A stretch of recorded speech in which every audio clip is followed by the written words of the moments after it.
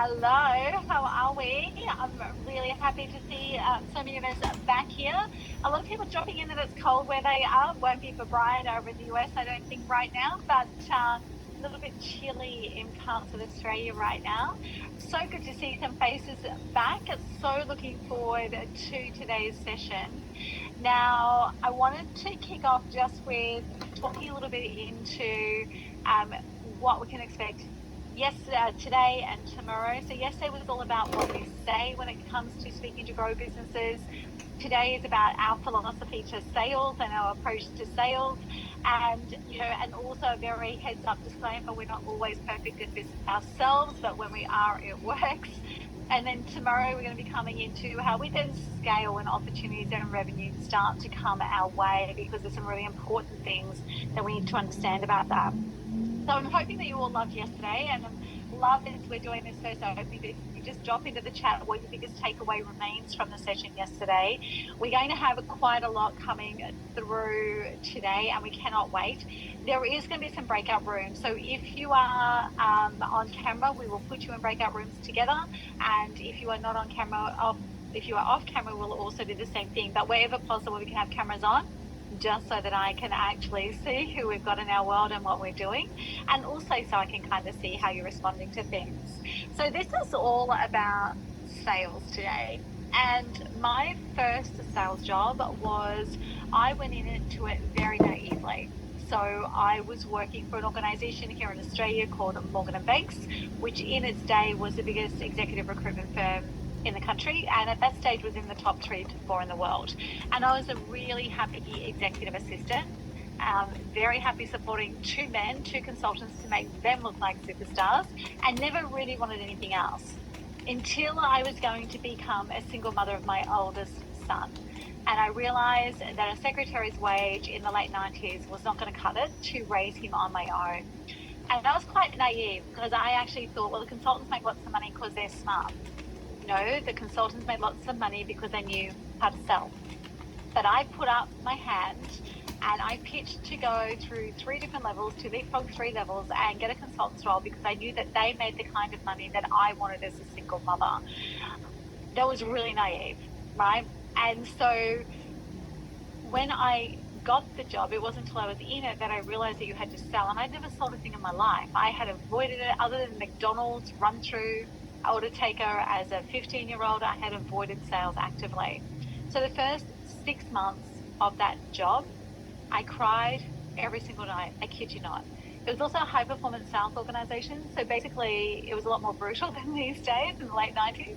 So basically, if you didn't hit target for the quarter, so 3 months in a row, you didn't wait for the meeting with HR. You literally packed up your desk because you knew you were leaving. And I got to the end of my second quarter. So the first quarter as a rookie consultant, I had some grace. I got to the end of the second quarter, was expecting to just be walked because I hadn't hit quarter again. And Andrew Banks, who some of you may know in the Australian marketplace, Andrew Banks sat down with me, and he actually came to see me. I thought, oh my God, I'm really in trouble, because like the top guys come to sit down with me.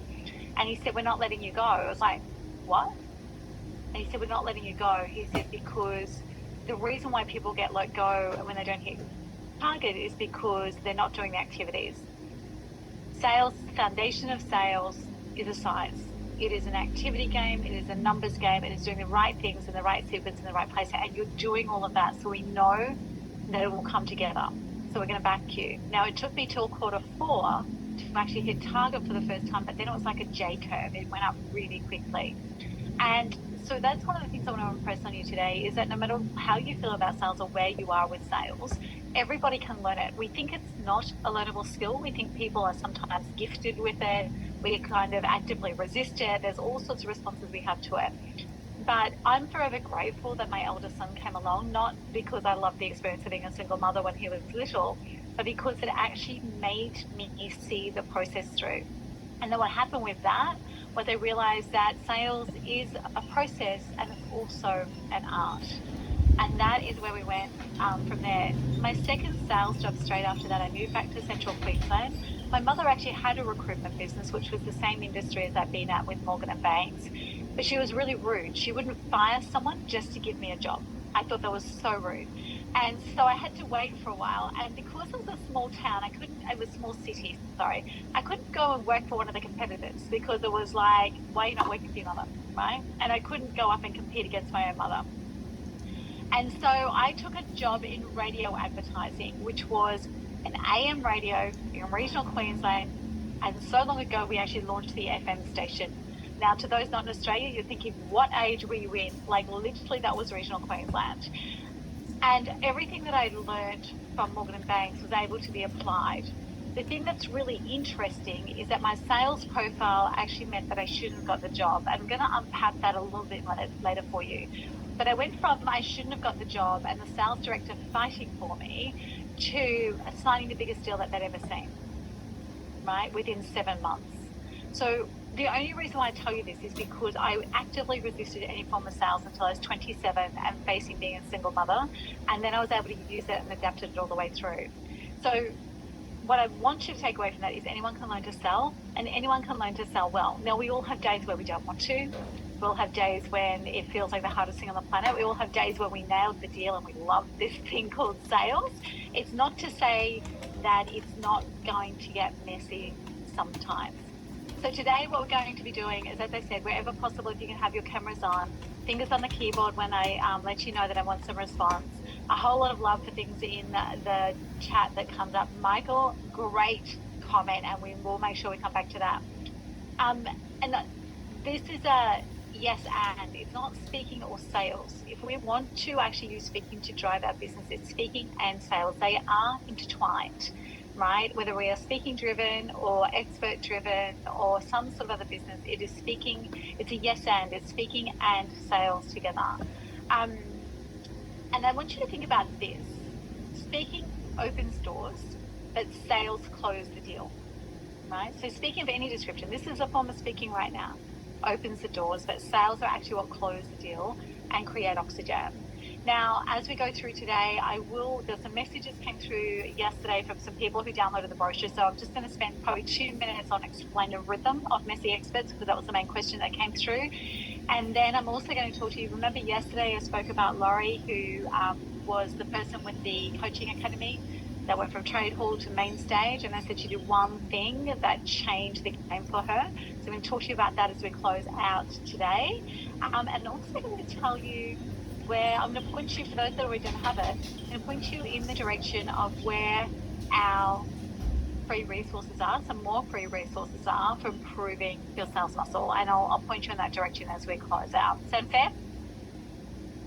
Okay, amazing. Incredible. Loving having some familiar faces. And I feel like some of the people I met for the first time yesterday on the screen are already feeling familiar.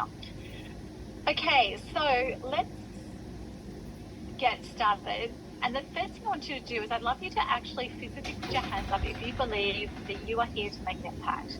You're here to make a difference of some description. Amazing. We are in the right place then, because, and it's really interesting when I ask that, because when I asked that, when I used to talk about this in rooms, I used to ask people with their hands up if they're here to make a difference, and we get that. And then I asked people to give their hands up if they love sales, and all the hands would go down. Usually 1 or 2 hands would stay up, but the majority of hands would go down. And the reason why I used to ask this, and Roxanne, if you can actually put me on to Spotlight, that would be amazing. But the reason why I actually always ask those 2 questions together, even though it seems a little bit strange, is this, is if you're here to make an impact, then sales is your oxygen.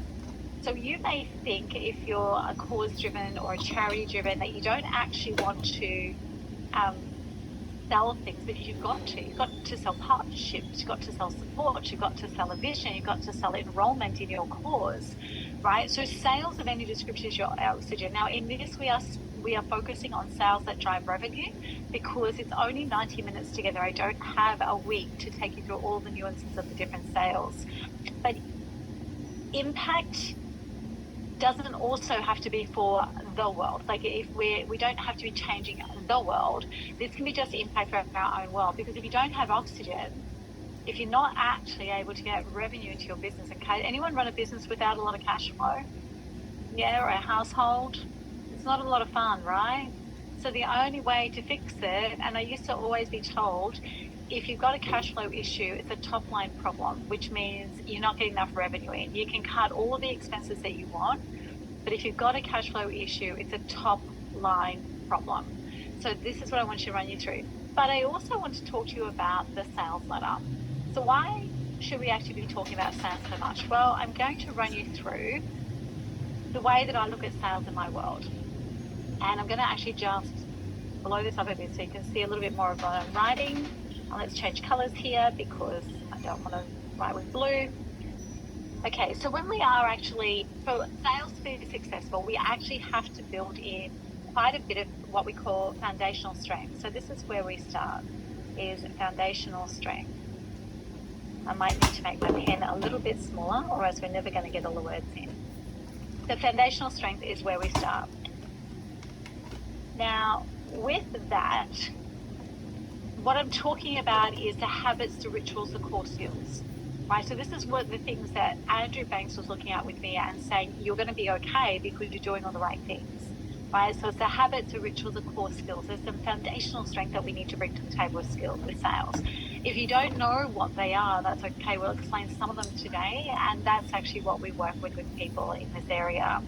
Then from there, what we're going to have after that is what I call constant iteration. I really need to change my pen out so you guys can actually read this.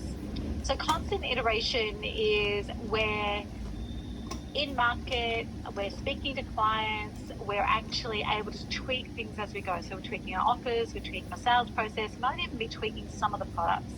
But constant iteration is when we actually get to the point where there's enough oxygen coming in, there's enough sales coming in that we can actually start to improve what we're doing. Now, some of us actually have to almost feel like we're doing this the other way around because we need to iterate and improve to really drive the sales. But once you get the foundations right for your sales, then you can actually start to iterate and to play and to improve with what you've got because you've got some extra oxygen. What comes after that is really interesting because what comes after that is actually clear direction. And I love this because most people think that clear direction comes before we start selling, right? Now, we can sell in at any level, but clear direction really comes through once we've actually got the foundations in place, once we start playing with stuff. And the clear direction comes because we're actually in market speaking to our prospective clients all the time, whether it's speaking from stage, one-on-one conversations, masterclasses like this, and we become really clear about what it is that is the top of our arrow. Right? We become really clear. Like I spoke yesterday about with my industrial relations consultancy business and only ever going into market with one clear thing that we were talking about, selling. And that really, like I started off with enough clear direction to get some sales in, and then we iterated, and then I understood what that head of the arrow was. I also, whenever I think about this clear direction and getting it, and it comes after sales, not always before it, is many years ago, I was in a mastermind in the US, and one of my mastermind colleagues was a woman from Canada called Eleanor, incredible women's leadership coach. And she had this saying that she worked at big levels. Like she had clients including Justin Trudeau's wife. She hosted the Queen of Jordan just before she came to one of our events. She really operated at a big level. And she said, the only kind of market research I'm interested in is the one where people open their wallets. So she wouldn't do market research as such. She would build something that she believed her clients need, and then she'd try selling it.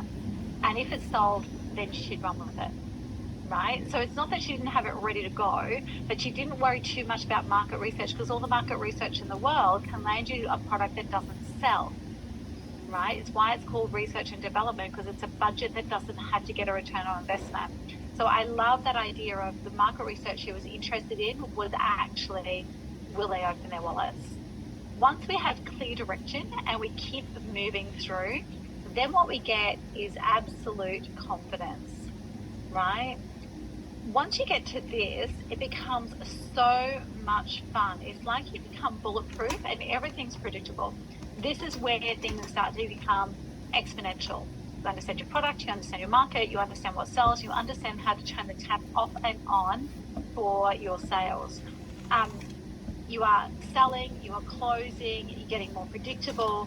And this is actually where real momentum starts. And it's the kind of momentum that money can't buy. because you've got systems in place, you know your market, you're moving forward, and you've got absolute confidence. And then number 5, which is one that I love, and I think we're all going to want it. So this is creative iteration.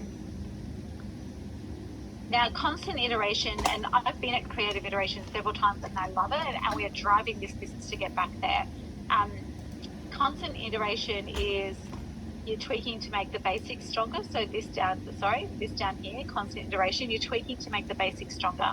Creative iteration is where you go wild.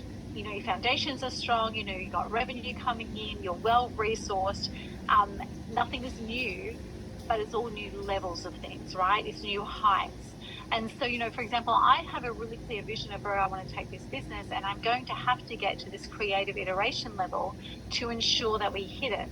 Creative iteration in our recruitment company looked like doing these crazy projects with mining companies and things like that just really changed the game for something I was passionate about, which was employment for women and breaking generational poverty, right? But that side of that business could not come in until we punched through the other levels and we had space and time and foundation. So many people are trying to go straight to that and do that straight away.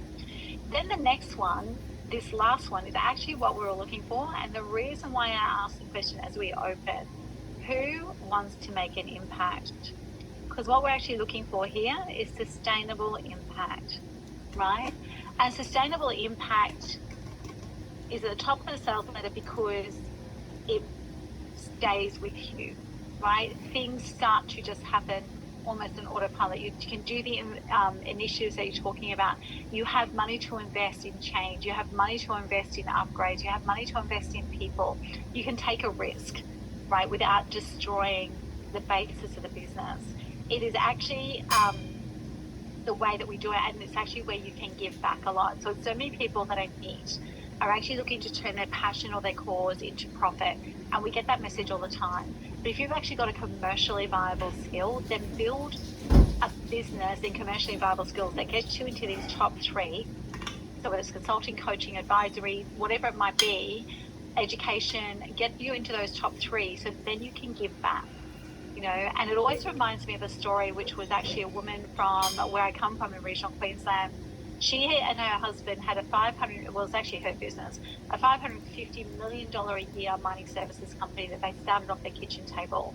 And she gave 10% of revenue every year to charity and causes and things she believed in. So it was about $50 to $60 million a year that she gave. It was her revenue, not her profit. And I said to her one day over a wine, I said, why do you not set up your own charitable foundation for this? And she was like, why would I, when there's so many people doing great work that I can just make sure they've got the money to continue their work? So that to her was the definition of sustainable impact. She had this multi-million dollar business that she had the bandwidth to be able to go and fund all the things, and she didn't actually have to think once about whether it was going to damage her business. So everything was sustainable. She wasn't giving away what she didn't already have. With sustainability comes really clear revenue streams, and you understand the predictability of the whole business. Whether your goal is 100,000 or 100 million, sustainability only comes when you know your sales. But then there's the opposite direction. You'll notice there's some little red arrows going down the page. So we're now going to go down to the little red arrows. Because the opposite is when you actually throw your hands up and say, this is too hard, I don't like it, I don't want to do it, sales feels icky, right? This is what happens in the opposite direction. The first thing is, and this is where so many people are, and I can fall into this as well. Like I said, none of us are perfect. It's a blissful slide. So you don't really, I don't want to do sales, it feels icky, I'm resisting it, I'm not sure about my market, I'm not sure about my product, I don't feel confident, all those things. And it seems okay at start, right? It's quiet, right? It's like ignorance is bliss, baby. No, it's not, because if you're not actually actively selling, you are already in the slide, even if it's quiet. It's kind of like a child slipping into water. It's a blissful slide. Then from that, you wake up a little bit and you're like, holy shit, I've got to do something here or else I'm in danger. But you don't really know what you're going to do because you haven't wanted to know about sales. So you haven't built any foundational strength. And so the next thing you do is frenetic action. So you jump online, you Google, you do every free course you can find, and you go into frenetic action. Literally throwing spaghetti up against a wall and hoping that revenue starts dropping through the ceiling, right? So you shift into frenetic action.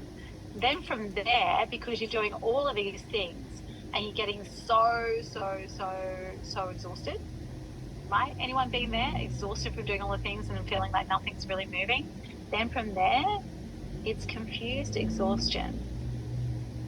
Now, this is also where a lot of people will actually opt out, believing that business isn't for them, there isn't a market for them, and all that sort of stuff. And actually, all it is that they didn't learn to sell and didn't understand this. So, confused exhaustion.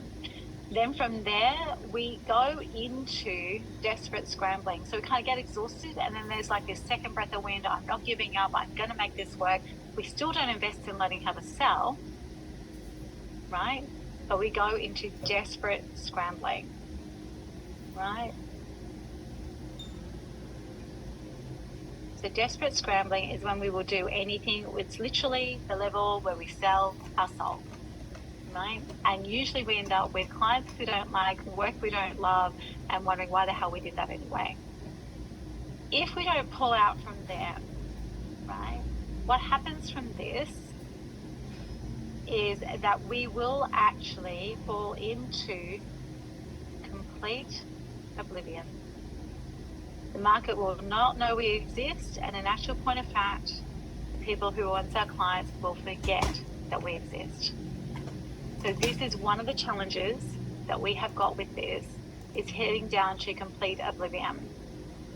Now, if I was to put, let me go in here. If I was to put a number beside each one of these, so 1, 2, 3, 4, 5, 6, 7, 8, 9, 10, 11, drop into the chat while I finish this section out exactly where you're sitting at the moment, right? And also let me know if you've actually been at one of those other levels. So on a scale of 1 to 11, where 1 through 6 are the upper level and 7 through 11 is the lower level, just drop into the chat where you mainly sit. I love the honesty here, guys. Now, this is actually really, really, I love that. We've got some people at between 1 and 7. Yeah, Sandy, that can happen. Number 1, that have been 7 to 8. I love this. Right, so we do shift through the continuum. It's quite brutal, right, to actually have this put up in front of you. But the thing is, we have to master sales, because we do, as I mentioned, sell everything. We sell to our parents, we sell to our husbands, our wives, our partners, our children, the people in our sports clubs. We're selling all the time, right? You know, it is really, really important that we do that. But the other thing that I want you to realize is that with this, I want you to realize this, is that wherever you are, it's a ladder, which means you can step up. It means just like snakes and ladders, you can also slide down a little, but you can always step up. No matter where you are right now, you can step up to a higher level and actually get things happening. And it's what I've always known to be true, right? Now, we're going to go into breakout rooms in a moment. Mix of 2 and 9. Yeah, I love these combinations that we're feeling. We're going to go into breakout rooms in just a minute, because we're going to actually talk about what does make a great salesperson. Now, those breakout rooms are going to be about 5 minutes. I'll give you some instructions at the moment. But we're going to talk about, because this is coming out of something, and I'm just going to throw something up on the screen here. And I know that people will say, I can't read that. You're not meant to read this one. Just a hot tip. Hang on, I've just missed a bit, but we'll come back to that. So what does make a great salesperson, right? Now, in our big sales programs that we used to run, these are the things that we did. We'd look at the top 10 sales attributes, things that you should have, rating yourself, and how does this help or hinder you. It's a really big part of a full-day workshop. It takes 90 minutes. We don't have 90 minutes today. But what I am going to ask you to do, I'm going to send you into breakout rooms in just a moment. It's going to be for 5 minutes. I'm just waiting for a heads up from Roxanne that we're ready to go. We're going to send that into, it'll be 5 minutes. And when you get in there, you're going to appoint a timekeeper so that you can kind of get constant conversation. And you're going to appoint a spokesperson for when you come back into this room. Now, the things that we're going to be talking about is coming up with a list of the top 10 attributes of a good salesperson. So we automatically default to what we don't like about it. We automatically default to what we feel about ourselves. But we're going to come up with a top 10 list of what makes a great salesperson. When we come back in, I'm going to ask one person from each group to tell me what was on your list. And we're going to calibrate and break that down, because before we actually move into the process of sales from our perspective, it's really important that we make sure we have a great understanding of what makes a great salesperson. Because I'm not going to go any further because I'm going to give it all away, but it is really interesting what we come up with and what is quite often missing. So, Rox, are we ready to go yet? Yeah, basically, she's nodding. Okay, so if you end up in a room all by yourself, make sure you come back to us. But other than that, we're going to send you to breakout rooms now, and we'll see you back here in 5 minutes.